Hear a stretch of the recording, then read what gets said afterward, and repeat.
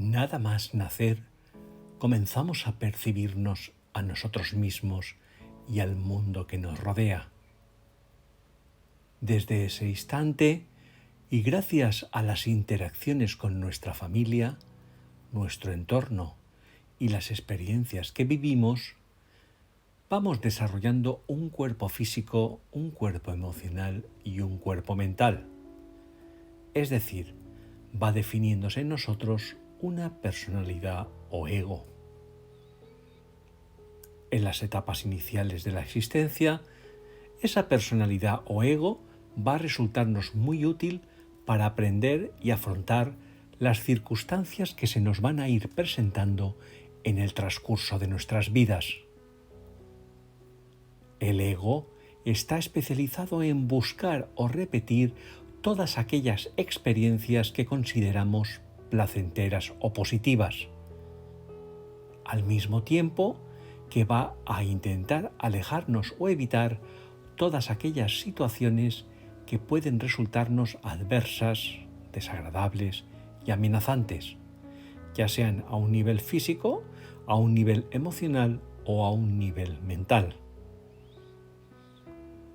De esta forma, en aquellas circunstancias en las que nos sentimos indefensos, tratados injustamente, olvidados, infravalorados, rechazados o desamparados por alguien, por alguna pérdida, por alguna ruptura, o simplemente abordados por una sensación de incertidumbre o de soledad, el ego va a disparar automáticamente en nosotros sus mecanismos de defensa o escape.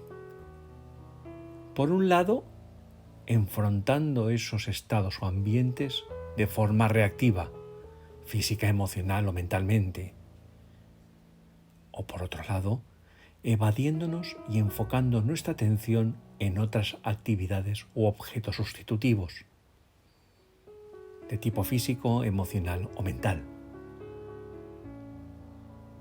Con el avance del ser humano hacia etapas más maduras, solemos conservar e incluso perfeccionar algunos de estos recursos del ego, pues generamos una colección de personajes o personalidades que serán empleadas según el escenario de la vida en el que nos encontremos, de padres o madres, de hijos o hijas, jefes o jefas, empleados o empleadas, amigos o amigas, enemigos o enemigas.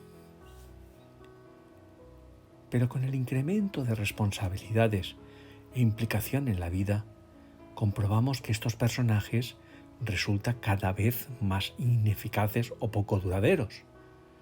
Es decir, que estas personalidades configuradas por nuestros egos, como por ejemplo el yo enojado, el yo iracundo, el yo que asemeja amabilidad, nos resultan cada vez menos útiles ante la adversidad y con el tiempo necesitan más energía de su cualidad para resultar eficaces.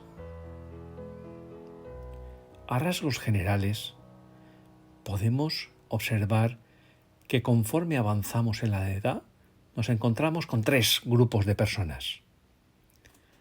Por un lado, existen personas que profundizan o se especializan en estas funciones del ego o sus personajes para así continuar rechazando o evitando la adversidad y lograr la satisfacción de sus deseos. De esta forma, reforzar las formas de afrontamiento del ego va a suponer siempre una huida hacia adelante y por lo tanto infructuosa, pues la vida acaba por complicarse aún más todavía. Por otro lado, tenemos personas que, tras experimentar crisis importantes en sus vidas, inician la búsqueda de valores imperecederos.